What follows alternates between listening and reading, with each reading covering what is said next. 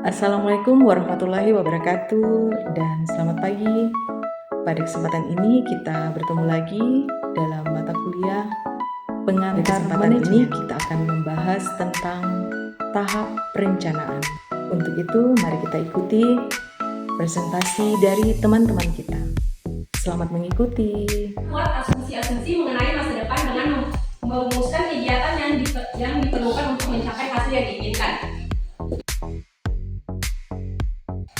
Langkah-langkah utama dalam tahap perencanaan yaitu pertama menetapkan tujuan, menganalisis kondisi saat ini, mengidentifikasi kemudahan dan hambatan, mengembangkan rencana kegiatan, dan mengembangkan desain teknis dan anggaran. Tingkat perencanaan ada 3. Ada perencanaan strategis, perencanaan taktis, dan perencanaan operasional. Perencanaan strategis menentukan tujuan jangka panjang, visi, dan arah organisasi secara keseluruhan. Contohnya adalah rencana ekspansi bisnis secara global. Perencanaan taktis adalah perencanaan untuk mencapai tujuan strategis dalam jangka waktu yang lebih pendek, melibatkan taktik-taktik yang disusun oleh manajer untuk mendukung strategi yang lebih besar. Perencanaan operasional adalah perencanaan yang berfokus pada kegiatan sehari-hari dan rincian pelaksanaan untuk jangka waktu yang lebih panjang biasanya memiliki cakupan 5 hingga 20 tahun seperti perencanaan induk organisasi atau master plan. Yang kedua, jangka menengah mencakup periode sekitar 5 hadapi situasi tak terduga atau kritis. Perencanaan proyek berfokus pada serangkaian tugas spesifik untuk menyelesaikan proyek tertentu. Dan perencanaan keuangan meliputi anggaran, penganggaran, alokasikan sumber daya agar hasil yang diinginkan dapat tercapai secara efektif dan efisien. Pertama, menetapkan tujuan. Yang kedua, mengumpulkan dan menganalisis informasi. Yang ketiga, menentukan strategi atau cara kerja. Yang keempat, ada merencanakan sumber daya. Serta poin kelima, membuat jadwal. Dan yang keenam, mengidentifikasikan risiko dan hambatan. Mengevaluasi kekuatan dan kelemahan internal atau kemudahan dan hambatan, serta faktor eksternal yang dapat memengaruhi pencapaian tujuan. Kedua, menetapkan tujuan. Menentukan tujuan atau merangkai tujuan yang ingin dicapai. Ini adalah langkah awal yang krusial karena tanpa tujuan yang jelas, penggunaan sumber daya akan menjadi tidak efektif. Ketiga, merumuskan keadaan saat ini. Menganalisis dan memahami posisi organisasi atau diri sendiri saat ini, termasuk sumber daya yang tersedia untuk mencapai tujuan di masa depan. Melaksanakan kegiatan agar konsisten dengan prosedur dan tujuan. Keempat, menjelaskan. Yang kelima, memberikan panduan. Menetapkan kegiatan yang harus dilakukan untuk mencapai tujuan. Keenam, mencegah pemborosan. Menghindari pemborosan sumber daya. Ada pula tujuan utama perencanaan. Apakah semua penjelasan dari saya? Ada pertanyaan dari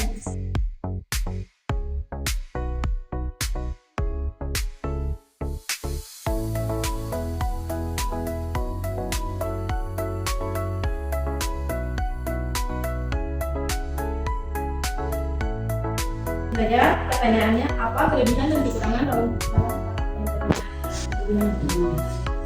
Nah, kelebihan dan kekurangan dalam tahap perencanaan. Kelebihannya, mungkin tahap perencanaan itu membuat apa yang kita rencanakan bisa menjadi suatu keberhasilan. Nah,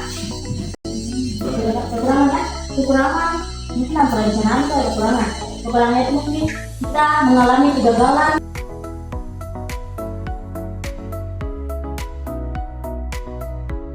Perencanaan adalah proses menetapkan tujuan organisasi dan menentukan cara terbaik untuk mencapainya.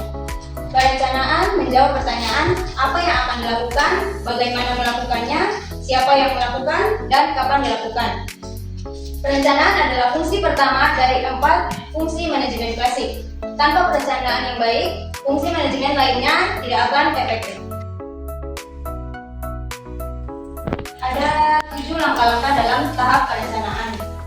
Yang pertama yaitu menetapkan tujuan atau goal setting. Yang kedua, mengidentifikasi kondisi saat ini. Yang ketiga, mengidentifikasi faktor pendukung dan penghambat. Yang keempat, mengembangkan alternatif dengan waktu terbagi menjadi tiga, yaitu perencanaan jangka panjang atau long range planning. Yang kedua yaitu perencanaan jangka menengah atau intermediate planning. Yang ketiga, perencanaan jangka pendek atau short range planning. Jadi yang kedua yaitu berdasarkan tingkatan manajemen.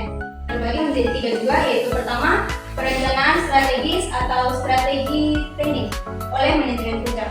Yang kedua yaitu perencanaan taktis atau tactical planning oleh manajemen menengah. Yang ketiga yaitu perencanaan operasional atau operational planning oleh manajemen bawah. Berikut adalah manfaat dan hambatan dalam tahap perencanaan. Manfaat tahap perencanaan yaitu memberikan arahan dan fokus bagi organisasi, mengurangi ketidakpastian dan risiko, meminimaliskan pemborosan sumber daya, menjadi standar untuk pengendalian, memfasilitasi koordinasi antara bagian, meningkatkan motivasi dan komitmen. Lingkungan eksternal, resistensi terhadap perubahan, keterbatasan sumber daya, kurangnya komitmen, manajemen, dan perencanaan yang terlalu kaku. Manajemen bawah, operasional dan berdasarkan riset manajemen. Sebuah perusahaan yang kecil-kecilan saya kayak minimarket mengatur dia punya keuangan, kayak bulan ini dia punya dana yang masuk berapa, yang keluar berapa gitu. Apa dapat dipahami atau kurang?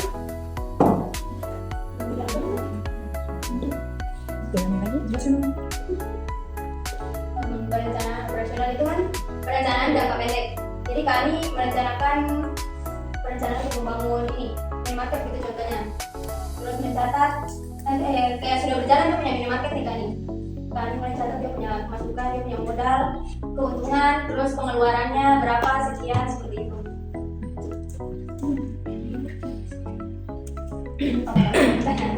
Baik, ya presentasi dari saya, kurang lebihnya saya mohon maaf. Assalamualaikum warahmatullahi wabarakatuh.